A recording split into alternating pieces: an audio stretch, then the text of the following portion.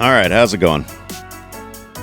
This is Real Estate for Real. My name is Eric Pettigo. I'm a realtor at the Real Estate Group in Springfield, Illinois, and this is the podcast I host. So normally I have a guest on, but if you are a regular listener, you know that I've done a few of these on my own, and that's what I'm doing this week. I didn't have a guest booked, and then I did have a guest booked. Well, actually I had a few, and then didn't again. So we're rescheduled, and I do have in the next few weeks. I've got some pretty neat shows coming up. So be on the lookout for that. But I've been wanting to do this one for a while. I've been waiting for a week where I could do a solo episode and talk about buyer agency agreements. I know, super exciting, right? But we have had these in place for a little over a year now. It's been the law. We have to have buyer agency agreements signed. And the way that we have done business has changed. At least it's supposed to have changed. No matter how hard some people are holding on to the way things used to be, it's changed, and we all have had to adjust. And so I wanted to talk about it, kind of some of the experiences that I've had and the conversations that I've had with other agents, and how people are navigating through this, and how we're talking to our clients and things like that. And this is good too if you're not a real estate agent, and this is useful information because there's a lot of confusion out there still over a year later with everybody, not just in the industry. But I mean, there are realtors who are struggling to still understand how all of this works. And if realtors don't understand, then you know that our clients are really having a tough time understanding how all of this works. So I know that there are a lot of people out there who are still kind of confused as to how these buyer agency agreements work and how the commission works now and who pays who, and do I have to sign a contract, all that stuff. So this is useful information for not just realtors, but anyone who is interested in buying or selling real estate and kind of what to expect. So I wanted to have a podcast where I just talked about that for a little bit. Shouldn't be as long as the normal ones, but sometimes I talk for a long time. That I can't help it. It's just the way I'm wired. But I do, before I get into it, I do want to say the last few episodes I've talked about moving forward into next year, into 2026. I'm going to build a real estate team. It's going to happen. I'm excited to do it. It's officially going to take form. I've talked about my son Jace Daly, who is now a licensed realtor at the Real Estate Group, and he's been active for about a month or so. And kid's a go-getter, man. He's got I think 9 buyer agency agreements up there signed already in like a month. So we're teaming up, bringing him on board, and making this thing active like sooner rather than later. So putting that out there, because if there's anybody listening who would like to talk about what we're doing, because we've got awesome teams. Obviously, we've got some really, really great teams, and I want to be one of those. I want to be a part of one of those is what I'm trying to. I want to be involved in building something really, really cool. And like I've said before, what I've learned more than anything is there's not necessarily one right way to do it. I mean, there are some wrong ways, but there's not necessarily one right way to do it. And that makes me happy and excited that I'm going to be able to be involved in building something in kind of a unique way that is going to be, I think, super cool and super beneficial for everybody involved. So if you're interested, and if you're interested in getting into the real estate business and it's something you've always wanted to do, which I hear that all the time from people, if you are really, really serious about it, get a hold of me, and we'll go out to lunch. We'll talk. We'll go over what the business is really like, and what coming on board and working with us on the team that we're building is, could do for you, and what you could be a part of. So just get a hold of me. And if you're already in the business and you're out there on your own or whatever, and you're thinking about maybe wanting to hop on a team and have that kind of support. And just, you got my number, right? So get that out of the way.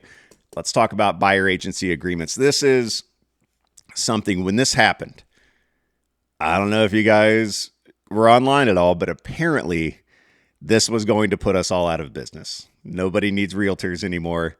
Buyers, at least buyers' agents were going out of business. The only people who could make any money in real estate would be listing agents, because why would a buyer sign an agreement with their own agent? Because now sellers don't have to pay buyers' agents. Buyers have to pay their own agents, and no buyer's going to do that. So they're just going to go straight to the listing agent, cut the buyer's agent out altogether. And that's what's going to happen. Everybody on the internet said so. So let me ask, anybody showing any houses recently? I've been doing it. That's what I've been doing all day since like early this morning. I've been showing houses all day. And then also yesterday and the day before and day before that. And I just told you my son, Jace, who's been in the business like a month, has 9 buyer agency agreements signed. He's out showing houses right now. And I know you guys have all been out showing houses too. So big surprise, but the internet got it wrong. We are still working with buyers. So anytime something changes in real estate, immediately the reaction is sky is falling. This is going to blow the whole business up. And what are we going to do? Let's start putting in applications around town. No, we're still in business. We're still showing houses. We are still working with buyers. Believe it or not, despite what TikTok says, buyers see value in what we do and what we bring to the table in a transaction. And of course they do. They should. They really, really should. We are an important part of this. I mean, I always go back and forth. What's more important? Buyer's agent or seller's agent? A listing agent or a buyer's agent? What's more important? And I mean, it's important on both sides, right? More legwork on the buyer's side, no doubt. And man, if you're working with like a first-time buyer or, somebody inexperienced in this, then your job is hugely important. So one of the big questions is, because now we have to get these buyer agency agreements signed. And if you're not a realtor and you haven't seen one of these yet, you will. When you want to go see a house and you get a hold of an agent and you show up, they're going to have something for you to sign. And it's going to say that they are your agent. And there are a couple of different kinds. There's the exclusive and the non-exclusive. So the exclusive says, hey, we're locked in. It's you and me. I am your agent. That's it. Right? And that's what I always try to get signed. But if you're meeting somebody for the first time, that can be a little off-putting. So we have the non-exclusive, which says, hey, this says I'm showing you this house, and any house that I show you, I will be your agent for. Right? However, if you want to go find another agent to show you a different house and sign a non-exclusive with that agent, then they'll be your agent for that house. It is what it is, right? Like for agents, we're like, ooh, well, that's not fair to us. We take our time. Right. It's not, but it wasn't exactly fair to us before either, when we didn't have any agreements to sign, because they could always go buy something with somebody else. And I tell my clients now, even if we have an exclusive in place, if you feel like you need to go work with somebody else, go do it. I'm not suing you. Go ahead. If you don't think I'm the person to help you, I don't care what we have signed. I'm not coming after you for that. Not a chance. I mean, I'm super loyal to my clients, and I expect them to be super loyal to me. And hopefully they are, but in the past, we've all been burned, and we will be burned going forward, right? So are you going to be that agent? You're going to be that agent that lawyers up to go try to get your money from a client, that agent, when we already have the reputation of being, greedy and overpaid and not earning our commissions, which we all know is crap, but that's what people say. And so you're going to go out there and be the one suing clients for, I mean, it's not going to be me is what I'm saying. I hope that my clients understand what I bring to the table and they choose to work with me. So that's that. To me, that part of the job has not changed, buyer agency agreement or not. I want you to want to work with me. If you don't want to, I'm not going to force you to, regardless of what we have signed. So you're going to have to sign a buyer agency agreement that goes over how we get paid as a buyer's agent. And it's a fill in the blank. It says, buyer agrees to pay buyer's brokerage, whatever, X amount. It can be a dollar amount. It can be a percentage amount. There's another one too, where you can fill in kind of some weird details if you want. I don't know if you want to do like a structured thing based on sales price or whatever, but it outlines how we get paid. And it specifically says that the buyer agrees to pay their agent. And that's where it gets kind of scary for buyers because they're already paying for the house. It's a big expense.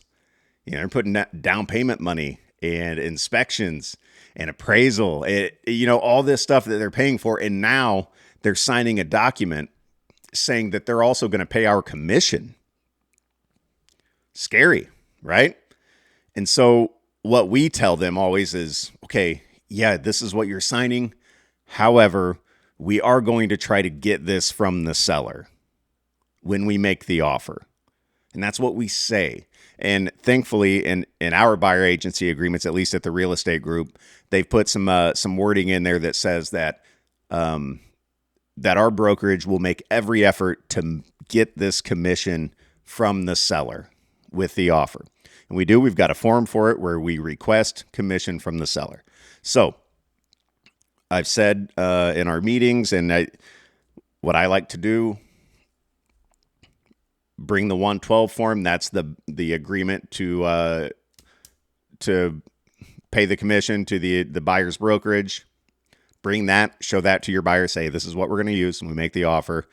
And like I said, if you have people who are uneasy with signing that agreement, that buyer agency agreement, bring a termination form and say, sign this. If you ever want out of this deal with me, I'm not holding you to it. Sign this, send it over. Boom. That's it. Like I said, I'm not going to force you to work with me. So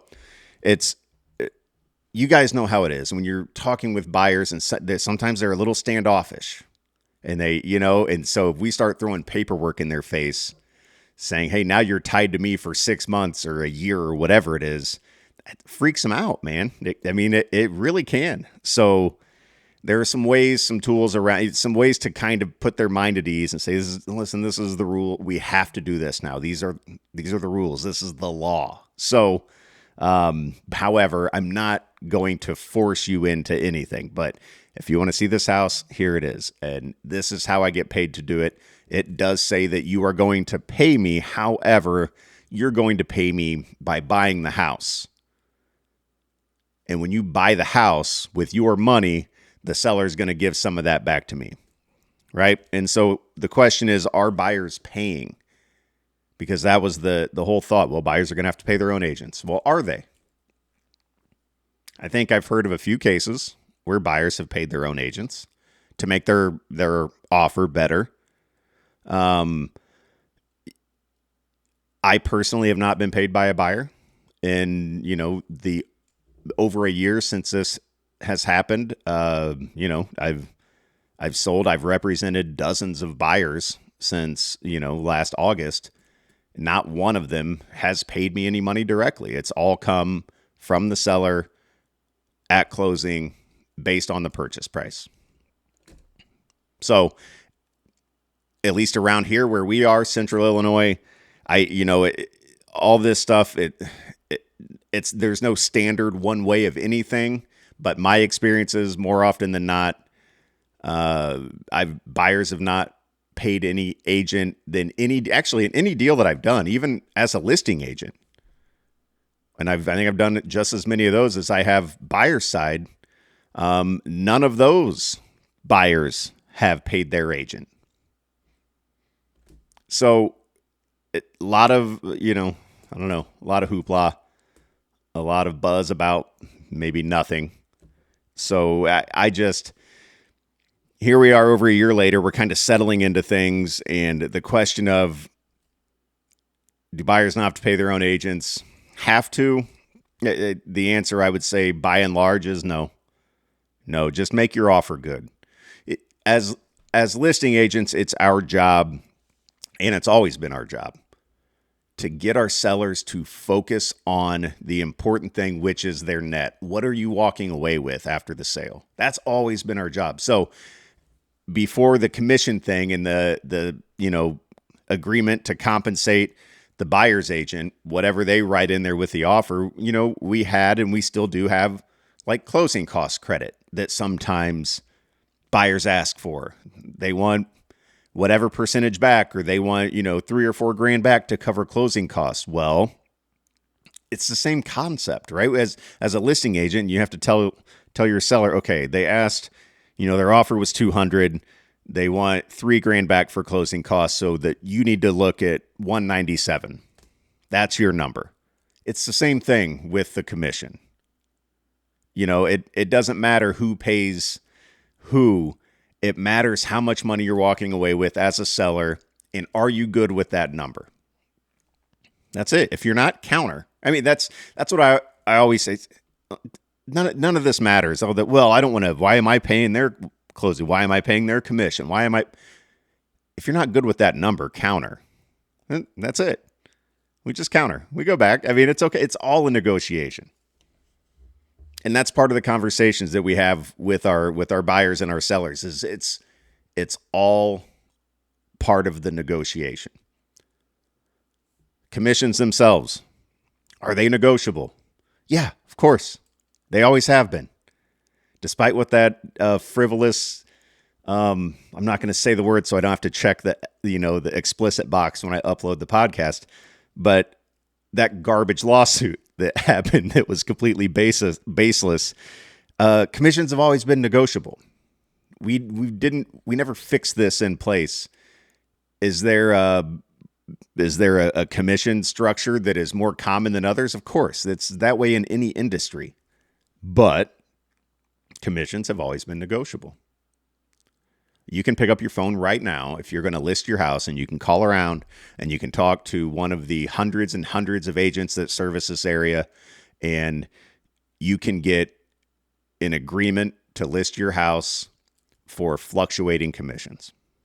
Always been negotiable. But what people hear when they hear that commissions are negotiable is, well, I can ask you to do it for less and you will. No, we're allowed to negotiate too, right? So this is our business, and we're allowed to set the price that we want to set. So just because the law says that commissions aren't locked in place and they're negotiable, it doesn't mean that I have to take less to do my job. I'm allowed to say what I'm worth. I'm allowed to charge what I want to charge. It's my business. And some of us work at brokerages with policies in place that dictate how low we can go with our commission.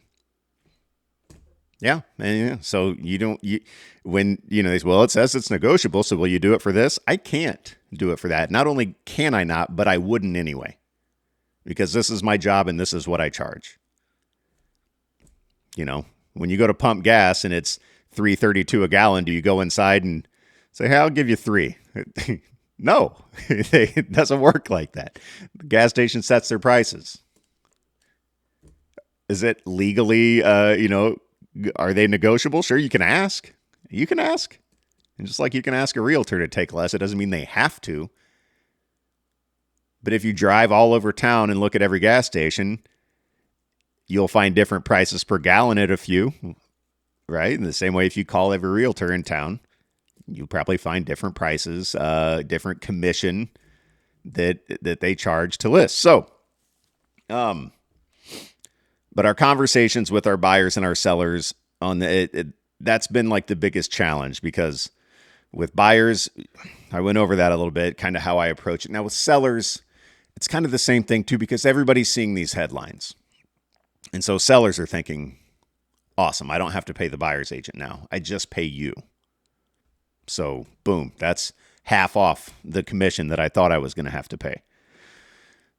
So are we having that conversation with sellers? Are we telling them the truth about what to expect? Because I know that I've had some conversations with some sellers and they have been told by agents, hey, I'll list your house for just this amount.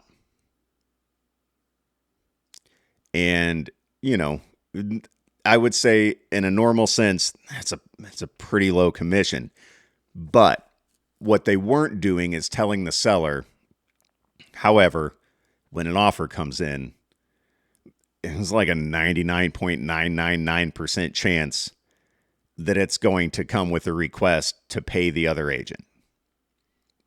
So in order to get the listing, I'm offering you half off of what you would think, right? But then when the offer comes in, guess what? Oh, well, there's double commission. How's that? You can counter if you want, but the best thing I think you can do as a listing agent is be honest going in.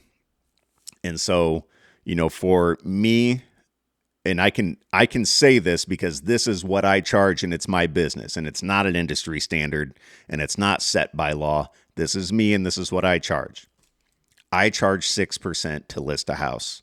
If it's 500,000 or more, I charge 5%. That's me. That's my pricing.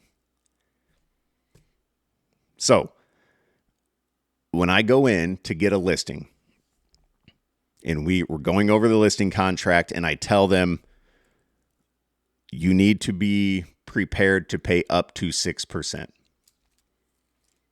And that's it. That's what I tell my sellers because I'm getting 3 is what I tell them. I'm getting 3. And when a buyer makes an offer, more than likely their agent is going to request that you pay them some amount. They have a buyer agency agreement in place. They've dictated the amount that they are going to get when they sell a house on that buyer agency agreement. They're not allowed to get more than what's on there. But when they make an offer, there's more than likely they're going to ask for some sort of compensation. So, in order for me to sign this, you have to be willing to, with an acceptable offer, at least pay up to this amount. That's my price to list. However, it doesn't mean that you're necessarily going to have to. For one, if a buyer comes in and they're making a competitive offer, they might not ask for any compensation at all. Well, guess what? I'm not going to charge you that other 3. I'm just going to take my 3. Better for you, right? So what we're not going to do is go advertising around, which legally we can't do it in the MLS. But anyway, I'm not going to go advertising around what we're paying out in co-op. And agents call all the time, and this is a normal conversation that happens. Somebody's going to show a house that you have listed, and then they call and they say, hey, what's the co-op on this? Are you guys paying a co-op? I don't answer that question. And I know I think I've possibly upset a few agents like that, and I'm not meaning to, but I'm working for my seller. So I say, make an offer. My seller is willing to pay a commission to a buyer's agent, assuming it's a good offer. Make an offer and ask for what you want to ask for, and I'll present it. And that'll be that. And we'll look at the bottom line and we'll negotiate accordingly. Can part of the negotiations be cut your commission, cut your buyer agent commission? It can be, sure. Absolutely. But I'm not going to offer that up. I'm not going to offer up my client's money. I'm just not. That's to me, we're working for our clients. And this is, I know that I've talked to agents and people are split on this and I get it, but I'm working for my seller. And so if there's a chance that somebody brings me an offer with a lower co-op for the buyer's agent, that's more money for my seller. That's who hired me. So I'm not going to say, hey, we're offering this much, especially when we haven't even seen an offer yet. It's, Hey, how much are you going to pay me? Well, I don't know. Where's the offer? How much are you going to offer? Right? Like that's kind of been one of the changes in this is we can't advertise in the MLS like we did before what we're offering in co-op. And so it's a buyer's agent job to ask for what that is. And as a listing agent, I don't want to share that info. And I may have shared it a little bit ago anyway with what I get them to agree to. But at the same time, I do tell them, if the offer comes in and it's not what you want, we can negotiate however we want. We can respond however you want.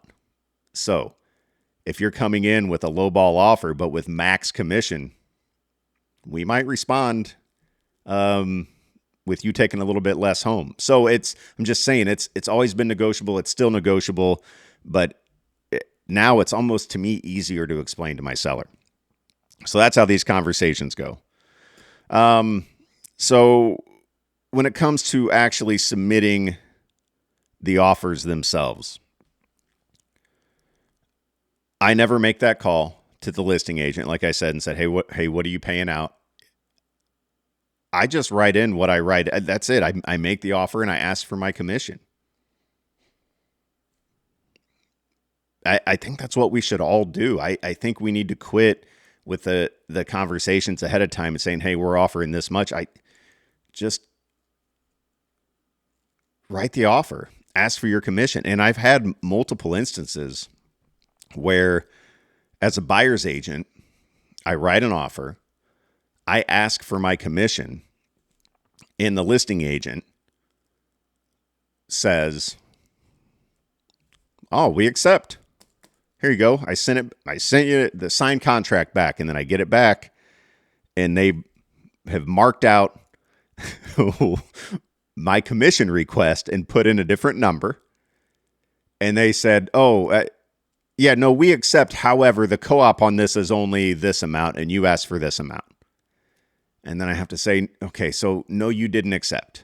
You didn't accept because part of our offer is my commission amount. So you didn't accept.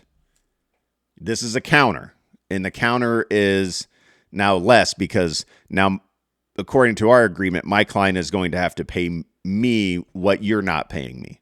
So this is not an acceptance, right? And I understand that it's because we've been doing it one way for so long that part of this whole deal with the lawsuit is we are separating the listing commission and the buying commission.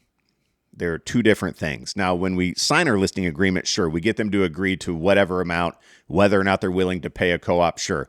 But when it comes down to the actual offer, the transaction, the negotiations, these are two separate things.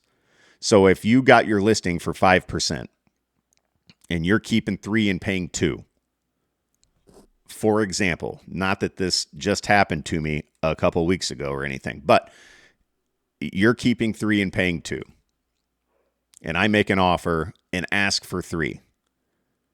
And you mark it off and say, oh, we accept your offer, except we're only paying 2. And I say, no, I asked for 3. So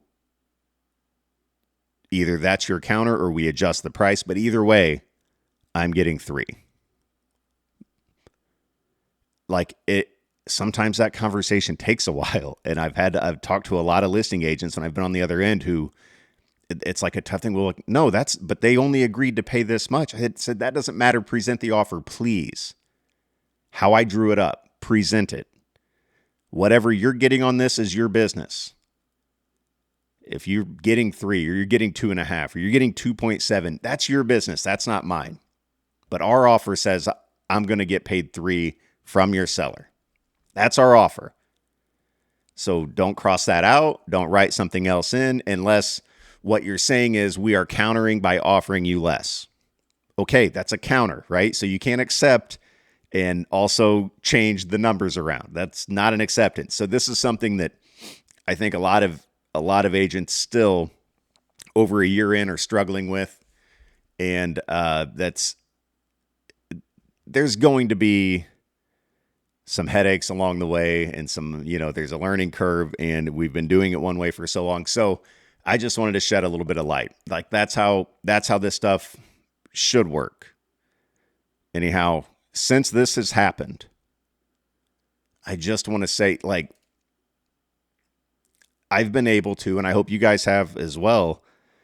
I know everybody was freaking out about this, but I've been able to make more money as a buyer's agent than normally I would have. I like being able to set my own price and not being told, well, you're only going to get this much. And then there's, before there was nothing. You pulled up the MLS and you looked, well, here's a house. They're only offering this much. And that's it. You just wrote the offer and you took what was given. Now you get to make your own price as a buyer's agent. It's a good thing. So when everybody freaked out, I remember looking at it like, this could be good, actually. This could be more profitable for us. And I mean, to be honest, you spend a lot more time as a buyer's agent. You're running around. That's the gas money, showing all the houses, it's a lot more time on that end of things. So taking less to do that always seemed kind of, I don't know, but that's it. I'm not going to say too much more about it. Like I said, I've got some good podcasts coming up. We've got the youth movement next week. You'll see what I mean. And then the week after that, the Grady girls are coming back on, Missy and Cindy. And they've been on, well, Missy's been on a few times before. We might have to just add her to the billing. It might have to be Real Estate for Real with Eric and Missy. But Cindy is coming back on too, and they're bringing their mom. They're bringing Betty in. So I'm excited to talk to Betty Grady on here a little bit. I don't think I've ever met her before. I think maybe she was getting out of the business right as I was getting in. And I'm not sure. We'll go over all that, but I don't know that I've ever met her. So I'm super excited to have these next few shows drop, and I've got some cool things in the works. I've talked to Bev Brower at Cornerstone. She's going to come on and talk about some title stuff soon. And I've talked to Kathy Wagner and Kathy Nicholson at Carr, and they're going to come on together at some point soon. So we're going to talk about everything that they do. I've got some neat stuff coming up, so stay tuned. I appreciate everybody tuning in. I hope this was somewhat helpful and beneficial. And if you already knew all this stuff and you're like, yeah, Eric, we got it. Yeah, we do this job too. Then I apologize. This episode maybe wasn't for you. But in my experience so far, there's some people who needed to hear this. All right, I'm getting out of here. I'm going to go make burgers. I will see you next week.